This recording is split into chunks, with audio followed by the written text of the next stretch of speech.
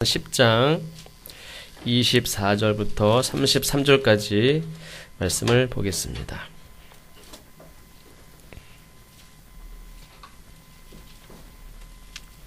사도행전 10장 24절로 33절 한 절씩 교독하시고 마지막 절은 함께 읽겠습니다. 이튿날 가이사랴에 들어가니 고넬료가 그의 친척과 가까운 친구들을 모아 기다리더니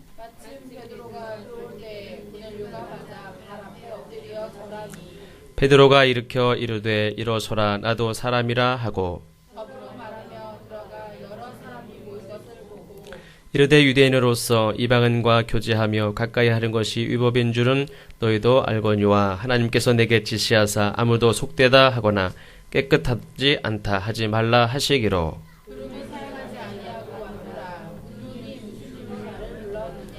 고넬료가 이르되 내가 나흘 전 이맘때까지 내 집에서 제 9시 기도를 하는데 갑자기 한 사람이 빛난 옷을 입고 내 앞에 서서 말하되 고넬료야 하나님이 내 기도를 들으시고 내 구제를 기억하셨으니 사람을 요바에 보내어 베드로라 하는 시몬을 청하라 그가 바닷가 무두장이 시몬의 집에 유숙하느니라 하시기로 내가 곧 당신에게 사람을 보내었는데 오셨으니 잘하였나이다. 이제 우리는 주께서 당신에게 명하신 모든 것을 듣고자 하여 다 하나님 앞에 있나이다. 아멘. 그럽니다.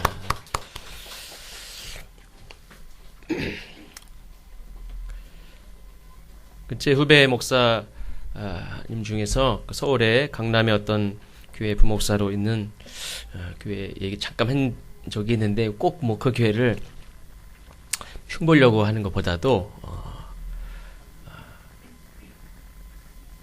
그런 일이 그런 어떤 사연을 말씀을 드리면서 좀 생각을 했으면 좋겠다 해서 말씀을 드리는데 그 교회는 거리 노방 전도나 또 무슨 뭐 병원을 가서 전도한다든지 이런 대중을 직접 만나서 전도하는 거를 안 한대요. 원래 전도는 때를 얻든지 못 얻든지 그 누구든지 이렇게 전도를 하는 게 맞잖아요. 그렇게 하라고 하셨고 근데 그 교회는 때를 얻든지 못 얻든지 누구에게든지 전도를 하지 않아요. 왜 그러냐면 그 교회는 특별히 상류층들만 있는 교회이기 때문에 아무나 오면 안 돼요. 그냥 길거리에서 뭐 어느 교회입니다. 한번 우리 교회 오시죠. 우리 교회 너무 좋습니다. 이렇게 전도를 해서 왔는데 목사님이 당신 권사님이 전도했으니까 당신 속회에 들어가. 나는 그냥 전도한 거지 꼭 뭐 내 속회에 뭐 넣어달라고 한 건 아니거든요. 그냥 근데 전도했는데 내가 전도했으니까 당신 속회에서 당신이 좀 이렇게 돌봐. 그러면은 내 속회로 들어오고 또 내가 이렇게 어울리는 속회 멤버들은 다 이렇게 외교관이나 무슨 사업가 돈 많은 사업가들도 그 다음이라고 그랬죠. 다음이고 부류가 어울리는 부류가 틀린데 그 사람이 내 속해 와서 어울릴 수가 없어요. 말하는 대화 자체가 처음부터 끝까지 이 사람은 전혀 어울릴 수 없는 그런 얘기를 하는 그러니까 아무나 자기 속해 들어올 수 없어요. 또 아무나 자기 교회에 와서 멤버들이 이렇게 있으면 교회가 수준이 떨어져요. 그러니까 이런저런 그런 말도 안 되는 그런 염려 때문에 아무나에게 전도를 하지 않아요. 그리고 내 속회에도 아무나 넣어주면 큰일 나요. 이 멤버 그대로 목사님 우리는요 속회 이대로 절대 뭐 조정 없이 그대로 갑니다. 누구 한 명 빼면 저 안 나옵니다. 그 누구 넣어줘도 싫어하고 성령 충만한 사람은 우리가 어떤 착각하기 쉬운데 무슨 세상에 그 뭐 신기가 충만한 사람 같이 그게 성령이 충만한 게 아니에요. 성령이 충만한 사람은 그 성령의 열매를 보아서 안다고 그랬죠. 성령이 충만한 사람은 우리가 잘 아는 것 중에 하나는 사랑이죠. 사랑. 성령이 충만한 사람은 사랑이 충만한 사람인 줄로 믿습니다. 사랑이 충만하고 그 누구도 다 용납하고 사랑하고 환영하고 받아주고 품을 수 있어야 그 사람이 성령 충만한 거예요. 뭐 이렇게 예언을 한다고 할지라도 그 사람의 사랑이 없어요. 그 사람 우리 교회 오면 나중에 문제 일으킬 사람이 그 사람은 오라고 하면 안 돼.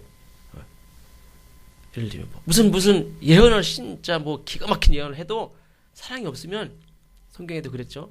병 고치는 은사를 있어도 심지어는 자기 몸을 불사르게 내어서 하나님을 위해서 뭔가를 하는 사람이라고 할지라도 사랑이 없으면 그건 아무것도 아니라고 그랬어요.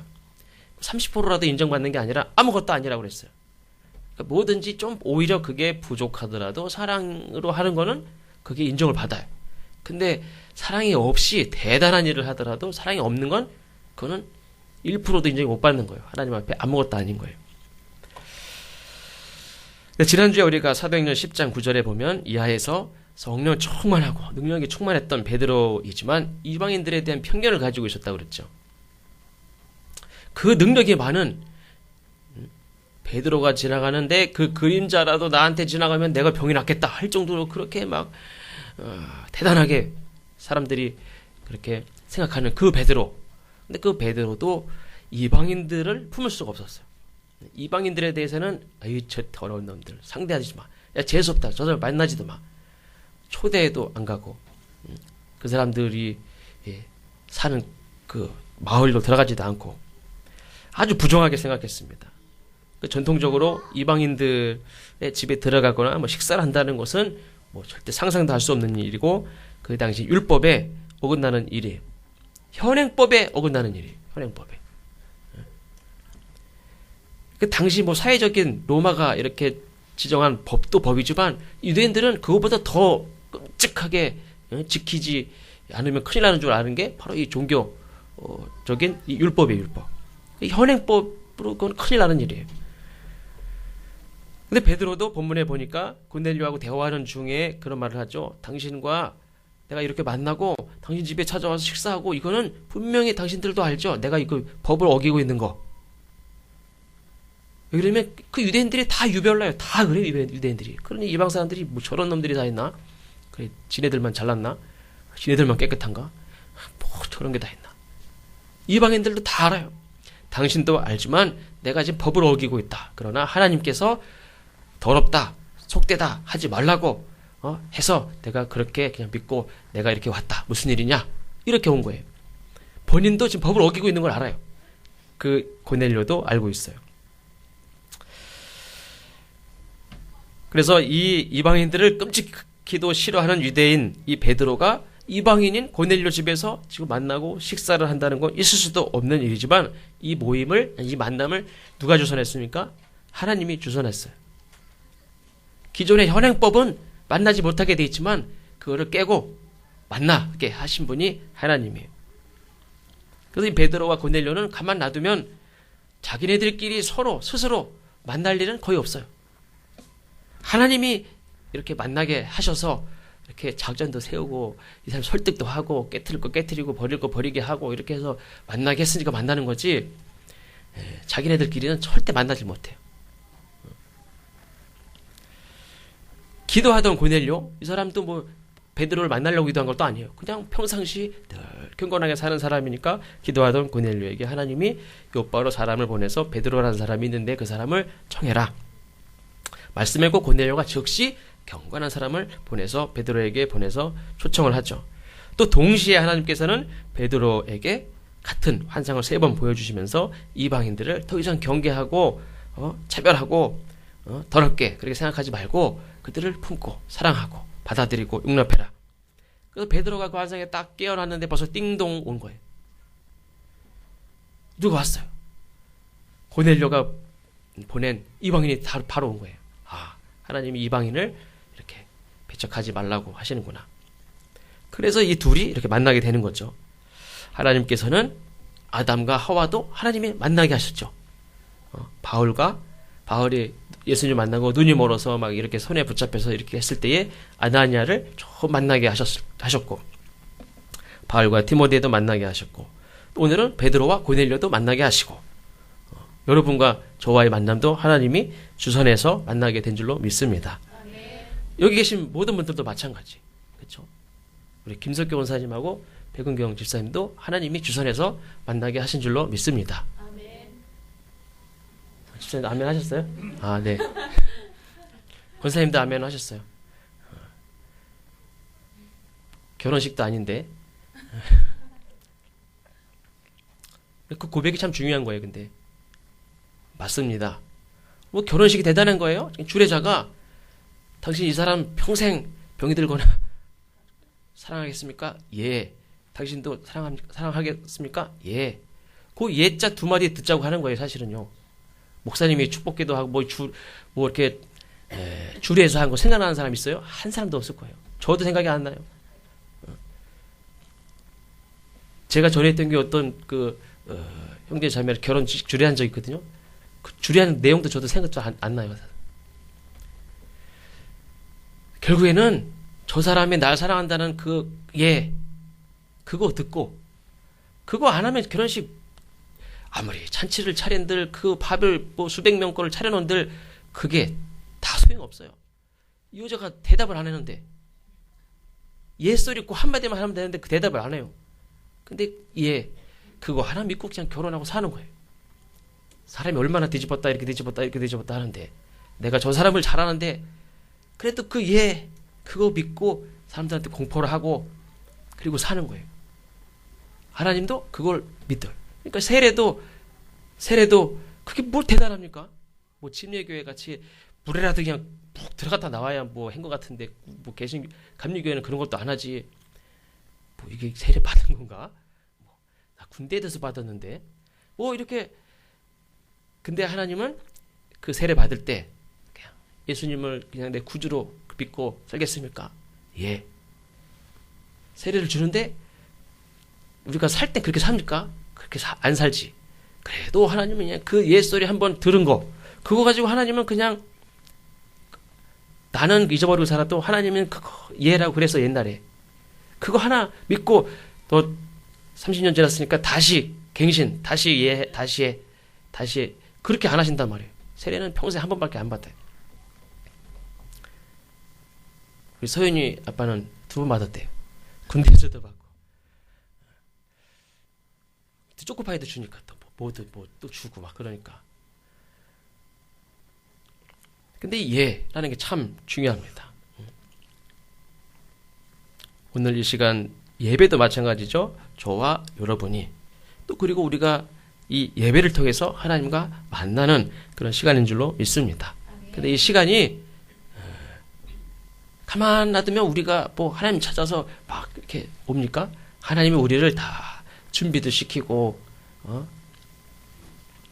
애들이 협조를 안 해도 하나님이 그래도 이렇게 저렇게라도 다 도와서 해서라도 하나님이 예배에 하나님과 만나고 또 서로를 만나게 하시고 그렇게 하나님이 인도하시는 줄로 믿습니다.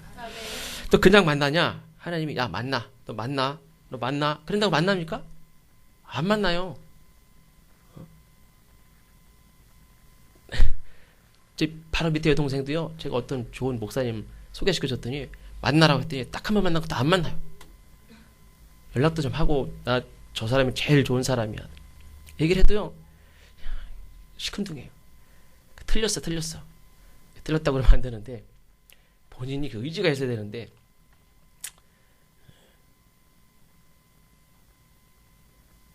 한다고 만나는 게 아니에요. 하나님이 작업을 하셔야 될 것 같아. 하나님이 만나라고 주선만 해주는 게 아니라 여기도 작업을 하고 여기도 작업을 하고 막 그렇게 해서 하나님이 좀 만나게 해주셔야 만나게 될 것 같아요. 그냥 내가 내 성격 알고 저 사람은 자기 성격 알고 이게 만나기가 쉽지 않아요. 하나님께서는 먼저 이방인에 대한 심한 편견을 가지고 있던 베드로를 편견을 다 버리게 고집 부렸지만 다 편견을 버리게 하시고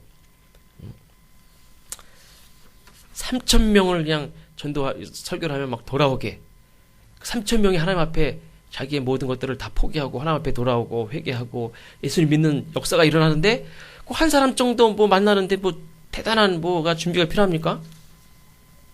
그런데도 하나님은 그 한 사람을 만나게 하기 위해서 그 베드로의 편견을 버려야만 만날 수가 있어요. 그 능력 있는 사람인데 뭐 그거 편견 그냥 가지고 있는 상태로 가서 설교해도 되잖아요. 근데 하나님은 먼저 버려야 돼. 이거를 버리게 하고 만나야지. 그걸 안 버리고 이 사람을 만나면 이 사람도 천하보다 귀하게 여기는 사람인데 하나님 이 사람을 통해서 로마의 백부장이고 지금까지도 모든 유대인들뿐만 아니라 많은 사람들에게 칭찬받고 인정받고 존경받는 그리고 경건하게 사는 사람인데 이 사람을 실족하게 해봐 가서. 큰일 나는 거야 아주. 한 사람을 만나더라도 하나님이 이 사람에게 이걸 떼어버릴 걸 떼어버리고 그 다음에 만나게 하셨다는 거예요. 그렇게 서로를 준비시킨 다음에 만나게 하셨어요. 그럼 고넬료는 어떻게 준비를 했느냐? 베드로는 편견을 버리는 게 제일 중요했습니다. 고넬료는 어떻게 준비를 했습니까? 10절 이하에 보면 지금 말씀드린 대로 수백 명의 군사를 거느린 로마의 백부장이 중대장 정도 되는 로마 그냥 일개 병사도 그냥 영화로만 봤지만 그냥 갑옷을 쫙 입고 투구를 멋진 투구하고 깃발 쫙 달고 탁 쓰면 그냥 다른 나라 무슨 군사들 비할 게 아니죠. 뭐 10대 1 뭐 100명 있어도 그냥 당당함이 아주 대단하죠. 근데 그 백부장이면 아주 대단한 거예요. 그런 백부장이 거기에 부자예요. 거기 인품도 좋고 많은 사람들을 돕고 지역에 필요한 일들도 돕고 가난한 사람들 구제하고 경건하게 기도하고 혼자만이 아니고 가족이 다 인정받고 칭찬받고 신앙생활 잘하는 사람이에요. 로마인이지만 유대인들조차도 존경하는 사람이에요. 어떻게 보면 굳이 뭐 베드로라는 사람을 초청해서 말씀을 안 들어도 될 것 같은 다 알아서 잘해요. 그러나 그 사람이 하나님의 말씀을 듣기 위하여 혼자가 아니에요. 베드로가 그 예수 믿는 사람들의 아주 그 사도, 12사도 그 높은 사람이라면 굳이 말하면 그 사람하고 나하고 1대1로 딱 한잔 마시면서 얘기를 해야죠. 근데 이 고넬료는 모든 가족과 친척을 다 모으고 가까운 친구들까지 다 불러서 다 모이게 해놓고 베드로를 만나요. 여기 계신 분들도 가족들이 이렇게 다 모이기가 요즘에는 쉽지 않아요. 가족이 다 모이기 쉽지 않아요. 뭐 서연이야 그냥 오히려 떨어질 수가 없죠. 그냥 넷이서 그냥 늘 같이. 근데 이제 나중에 중학교도 가고 고등학교도 가고 막 학교 가고 그러면 딸내미 둘을 얼굴을 동시에 같이 보기도 힘들지도 몰라요. 나중에. 예? 그냥 늘 바빠. 같이 다 얼굴 보기 힘들지도 몰라요. 저희 식구도 어디 가면요 꼭 세이도 학원을 가서 빠진다든지 뭐 이렇게 다 어디를 같이 간다든지 이게 사실 쉽지 않아요. 제가 전에 있던 교회 대신방을 하면 봄 대신방, 가을 대신방을 하면 가구 수가 한 200가구 정도 돼요. 근데 신방을 가면은 그 가족이 전체 모인 가족이 그런 가정이 200가족을 신방을 하면 한 곳도 없어요. 한 곳도. 그 식구들 다 모인 상태로 예배드리는 가정이 한 가정도 없어요. 부부가 권사님인데도요. 두 사람 다 와서 앉아있는 가정이 10가정도 안 돼요. 다 그냥 한 사람 와 있는 거예요. 그 집 대표 한 사람 와서 있지 부부가 다 직장 다니지만 반차라도 내든지 뭘 해가지고 그 예배 시간 나와서 예배 드리고 가는 사람도 10가정도 안 돼요.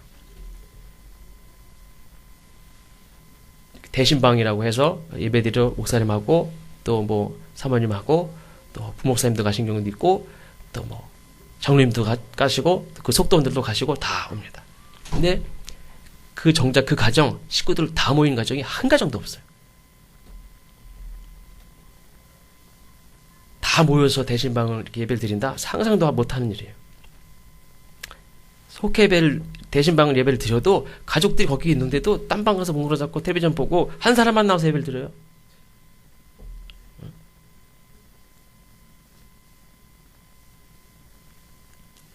그러니까 꼭 그걸 나쁘다는 것보다도 그렇게 다 모이는 것에 대해서 그게 사실 힘든 것 같아요. 근데 고넬료 가정은 그렇지 않았어요. 일생일 때 가장 중요한 순간이라고 생각하실 수도 있는데 마음을 비우고 어떤 말씀을 주시려고 하는지 나만이 아니라 일가 친척까지 다 모아놓고 가까운 친구들까지 다 모아놓고 그리고 베드로가 다 방문했을 때 베드로에게 뭐라고 얘기합니까? 33절에 보니까 이제 우리는 주께서 당신에게 명하신 모든 것을 듣고자 하여. 고넬료가 지금 당신의 이야기를, 베드로의 이야기를 듣고자 모였다는 게 아니라 주께서 베드로에게 하신 그 말씀을 듣고자 하여 모였다는 거예요. 베드로 얘기가 아니라 주님께서 하신 말씀, 그 얘기를 들으려고. 그리고 고넬료가 뭐라고 합니까? 우리가 모든 것을 듣고자 하여 마지막에 다 하나님 앞에 있나이다. 지금 누구 앞에 있습니까? 베드로 앞에 있죠? 베드로 앞에 있는데 고넬료는 하나님 앞에 있다고 얘기를 해요. 베드로가 하나님입니까? 아니죠. 주님께서 하신 그 말씀을 베드로가 가지고 왔어요. 그러니까 그 말씀이 이제 주어질 텐데 그 말씀, 하나님이고 그 하나님 앞에 있는 거예요. 내가 그 베드로라는 사람, 물론 극진히 대접하고 하지만 그 사람이 하나님은 아니죠. 그래도 하나님이라고 표현한 것은 하나님의 말씀을 들고 왔기 때문에 그렇게 표현한 거예요. 수천 명이 모인 자리에서 설교하는 그 목사님의 입에서 나오는 그 말씀, 무슨 말이 떨어질까 듣고 있으면 그거는 뭐 그냥 하나님 앞에 있는 것 같고, 그냥 이런 자리에서 있으면 하나님 앞에 있는 것 같지가 않고, 속회배 드릴 때는 더구나 애들은 돌아다니지 그래서 막 정신없는데 이때는 그냥 이게 하나님 앞에 있는 게 아닙니까? 저는 말씀드렸죠. 기도를 시작할 때 하나님을 부르는 순간 하나님 앞에 있는 거예요. 어디 있든지. 주님의 말씀을 전하는 자가 누구인지 그게 중요하지 않아요, 사실은. 요나라는 자 같이, 요나도 요나는 사실 그 니느웨 백성들을 싫어했어요. 죽도록 싫어했죠. 내가 저 사람들을 멸망 안 하고 살 바엔 다 죽여달라고 할 정도로 그렇게 싫어해요. 그러나 요나가 가지고 간 그 입에 있는 말씀이 하나님 말씀이에요. 그게 하나님 말이에요, 하나님 말. 그러니까 그 왕이든 니느웨 백성들이 그 왕으로부터 모든 자들이 그 하나님의 말을 전달하는, 그 전하는 사람은 아주 싫어요. 근데 그 말이 하나님의 말이라 그들이 그 말을 듣고 다 채를 뒤집어 쓰고 회개하고 그냥 다 그렇게 하면서 회개하지 않습니까? 전하는 자가 가지고 있는 게 하나님의 말씀이고, 또 듣는 자가 하나님의 말씀을 들으면, 하나님의 말씀으로 들으면 되는 거예요. 제가 강화에서 목회할 때 저희 교회에 있는 데가 이제 민통선 딱 시작하는 동네, 저희 동네 들어오려면 이쪽으로 들어와도 건물하고 들어오고 이쪽으로 들어와도 건물하고 들어와요. 근데 농로로 들어오면 그냥 들어올 수 있어요. 그리고 거기서 한 번 더 가면 또 이렇게 건물소가 또 하나 있어요. 그 동네에 제 4년 선배 목사님이 목회를 하셨는데, 이분은 말이 얼마나 온순한 정도가 아니라 답답해요. 원래 선천적으로 이렇게 언어 장애가 있으신 분 있죠. 대화 중에도 너무 답답해요. 막 죽을 것 같아. 제가 보면 막 안 그런 척 참느라고 그냥 있는데. 또 언젠가 그 교회를 가서 예배를 드렸는데, 그 교회 성도들은 너무 은혜가 넘치고 기쁨이 충만하고 또 나가 전도를 하는데 너무 열심히 막 기쁨으로 전도를 하는 거예요. 자기네 교회 목사님은 말이 너무나 답답해가지고 내가 죽을 지경인데 자기네 교회 오라는 거예요. 자기네들도 알 텐데. 제가 한 1년 정도는 이렇게 지내면서 뭐 삽질할 거, 뭐 땅 파고, 뭐 삽질할 거 있으면 맨날 불러요. 가가지고 후배니까, 그래서 뭐 정화조 팔 때도 땅 파고, 뭐 붙이고, 뭐 도와주고 맨날 그랬는데, 얘기를 할 때도 얼마나 답답하고 더듬더듬 거리는지, 설교를 해도 더듬더듬. 근데 그 목사님의 그 말씀이 얼마나 깊고 예리하고 그런지 힘들어도 좀 자꾸 들으면 거기 기가 막힌 게 있어요. 얼마나 감동적인지 몰라요. 그냥 말만 더듬더듬 할 뿐이에요. 그래 어떻게 하겠습니까? 그냥 한마디 그 입에서 딱 나오는 그 말 한마디로 거기는 은혜를 받아야지, 이렇게 감동적인 스토리로 은혜를 못 받아요. 그냥 한마디. 예를 들면 사랑이 많으신 주님, 해볼까요? 사랑이 많으신 주님, 이렇게 계속 끝까지 해요. 평상시 대화도 이렇게 해요. 그럼 막 그러면 제가 사랑이 얘기를 하고 싶어요. 근데 또 막 사랑이 많으신 주님. 이렇게. 평상시 대화도 그렇고 설교 시간에도 그렇게. 같이 밥 먹으면서도 막 제가 막 미칠 것 같아요. 근데 제가 그분하고 이렇게 지내면서 제가 많이 훈련을 받았어요. 그래서 이제 누가 답답한 얘기를 해도 다 웬만하면 듣겠어요.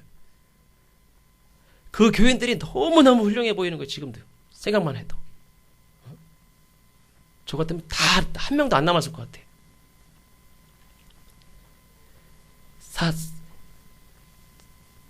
제가 무슨 얘기 하려고 하는지 아시죠? 사랑이 많으신 주님. 그래, 사랑이 많으신 주님이지. 그게 뭐 대단한 수천 번도 더 들은 얘기죠. 근데 그 말 한마디, 그 얘기 하려고 그렇게 힘들게 얘기하시는구나. 그 한 말 딱 듣고 그렇구나. 만약 그 목사님 홍성뿐이에요. 홍성뿐. 그분이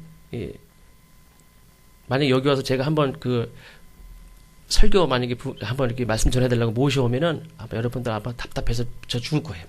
다음에 또 모셔온다 그러면 됐습니다. 그럴 거예요. 설교를 들을 수 있는 마음의 상태만 되면 사실은 무슨 말씀이도 들을 수 있어요. 그 사람이 답답한 말을 하든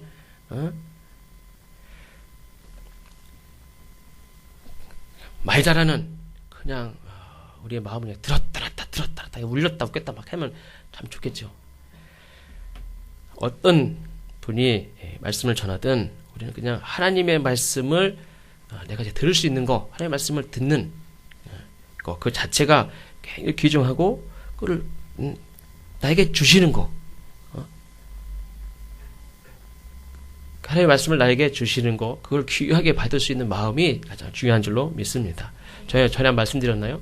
강화에 제일 먼저 예수 믿은 사람이 저기 인천에서 제물포에서 주막을 하던 분인데 이분이 예수 믿고 이제 강화로 돌아갔어요.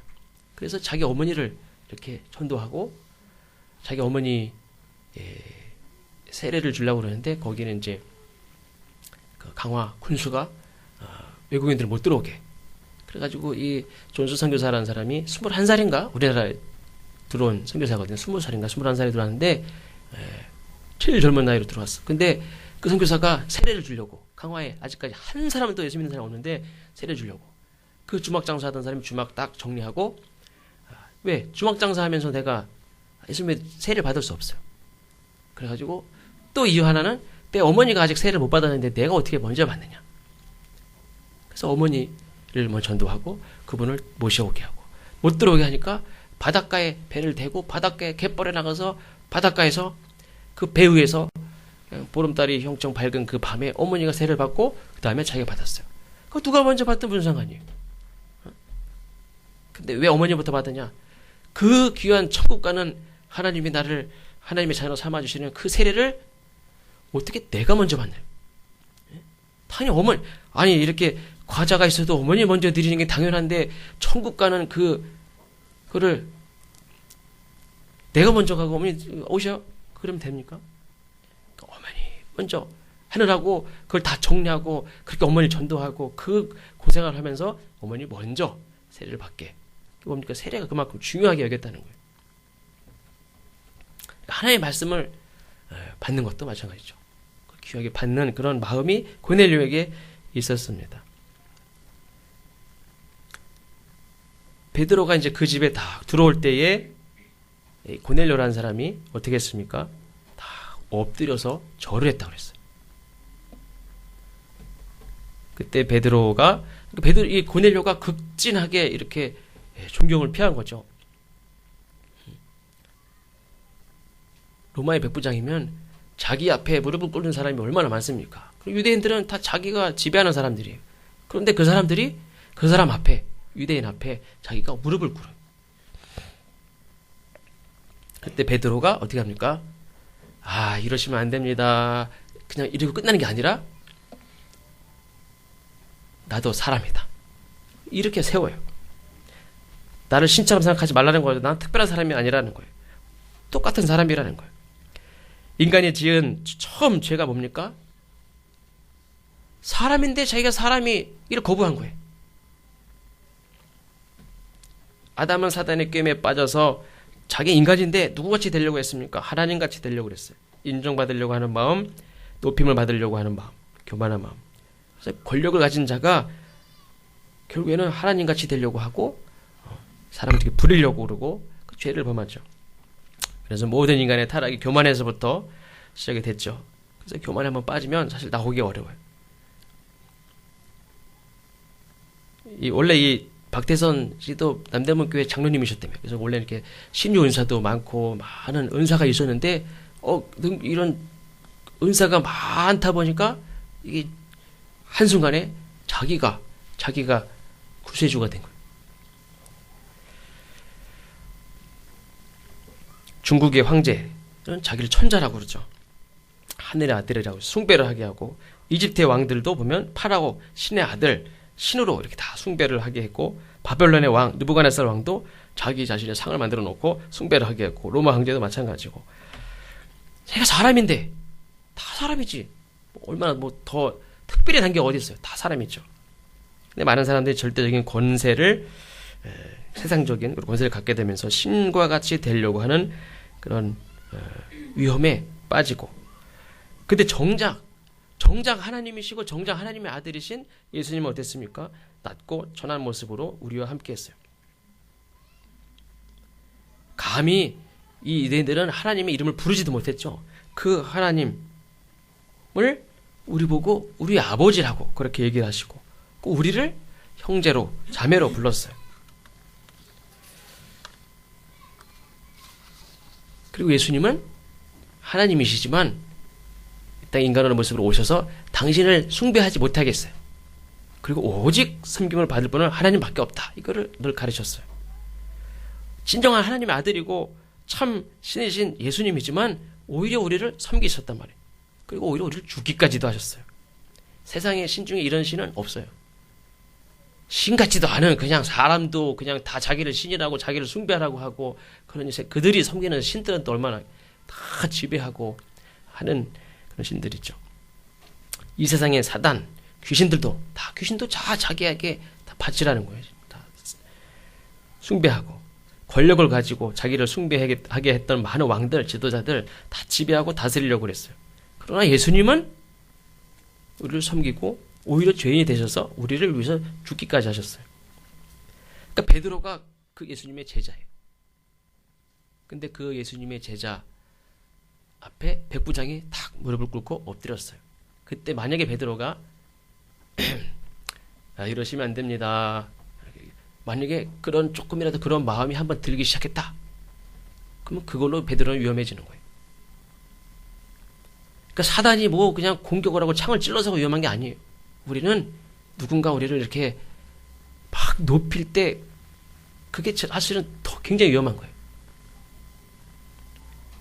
박수 쳐주고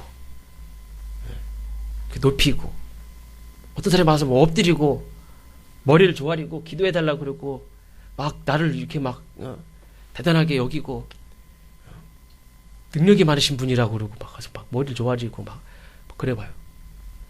그게 한두 사람이 아니어봐요. 만약에 내가 뭐가 있나? 사람이 금방 교만해지기 쉬워요. 나를 질병으로 괴롭히고 나를 위험에 빠뜨리고 무슨 그것도 위험하지만 나를 이렇게 높이면 넘어질 사람이 많아요. 베드로가 어떻게 보면 그 순간이 굉장히 위험한 순간일 수도 있어요. 근데 그 베드로가 즉시 탁 붙잡아 일으키면서 나도 사람이다. 그냥 이러시면 안 됩니다가 아니라 나도 사람이다. 자기의 신분 정확하게 밝혀야 돼. 만약에 베드로가 거기서 하고 무슨 일이십니까? 나를 왜 불렀냐고 이렇게 만약에 좀 교만하게, 사람들도 많이 있겠다. 백부장도 나한테 머리를 숙이고 엎드려 절을 하는데 나머지 사람들이야 거기서 딱 어깨 힘 딱 줘도 되죠. 그 사람은 그렇게 해도 고넬료는 얼마든지 다 고개를 조아리고 존경하고 끝까지 대접할 사람이에요. 거기서 어깨 힘 줘도 돼요. 근데 만약에 그렇게 했으면 베드로만 거기서 큰일 나는 거예요. 고넬료는 상관없어요. 베드로는 그 순간 교만해지면 하나님은 교만한 자를 대적한다고 그랬어요.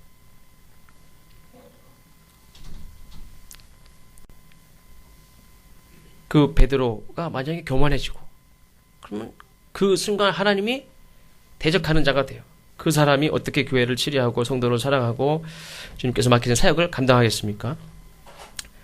누가 어떤 편드는 거는 꼭 좋은 건 아니지만 혹시 편들어야 하는 일이 생긴다면 절대로 교만한 사람 편은 들면 안 돼요. 왜 그렇죠? 하나님이 그 사람 편이 아니에요. 하나님은 대적하는 그 교만한 자를 대적한다 그랬어요. 우리 편이 아닌 정도가 아니에요. 교만한 자는 하나님의 대적, 하나님의 원수가 돼요. 근데 내가 그 사람 편에 서면 나도 그냥 똑같이 하나님하고 원수가 되는 거예요. 그 사람이 어떤 능력이 많은 사람이라고 할지라도 이 나라의 대통령이라고 할지라도 어떤 수천 명, 수만 명 모이는 교회 목사님이라고 할지라도 교만한 사람은 그냥 모른 척해. 그냥. 절대 그쪽 편에 서면 안 돼요. 왜 그렇습니까? 하나님이 이미 하나님이 대적하는 사람이에요. 그 사람이 어떤 사람인가가 중요하지 않아요. 이 세상은 다 똑같은 하나님의 사람, 다 사람이에요. 나도 사람입니다 하는 그런 마음으로 우리가 적은 일에 충성하는 자와 함께 해야 될 줄로 믿습니다. 그냥 내게 맡겨주신 하나님 맡겨주신 일이 그게 가장 귀하고 내가 우리 교회를 위해서 또 성도들을 위해서 아주 작은 거라도 이게 하나님이 기뻐하시는 귀한 일이라고 믿고 작은 것에 충성하고 그걸 소중히 여기고 그걸 귀한 줄 알고 그렇게 사는 그것이 그런 일들을 통해서 하나님이 놀라운 일들을 이루시죠. 겸손하게 또 하나님의 말씀을 귀하게 여기는 마음으로 또 파수꾼이 새벽에 기다리는 마음으로 말씀을 기다리고 또 그러한 사람들과 또 합력하고 또 하나님 만나게 하실 때에 또 기꺼이 마음을 열고 서로 사랑하는 마음으로 서로를 그렇게 극진히 얼마나 아름답습니까? 한 사람은 백부장이지만 자기 권위를 내세우지 않고 기꺼이 엎드려 절하며 모시고 한 사람은 나도 사람입니다 이렇게 세우고 그러면서 하나님이 이루신 말씀을 주신 말씀을 가지고 함께 의논하고 협력하고 하는 게 얼마나 아름답습니까? 한 사람은 어깨에 힘주고 한 사람은 속으로 아이고 욕하고 그러면서 그런 게 얼마나 많이 있어요. 우리가 부족하지만 하나님께서 우리를 다 만나게 하시고 하나님의 귀한 일들을 이루도록 하셨으니 우리가 합력하여 선을 이루시는 저와 여러분 되시기를 주의 이름으로 축원합니다. 기도하겠습니다. 하나님, 베드로는 그가 가지고 있던 편견을 하나님 말씀에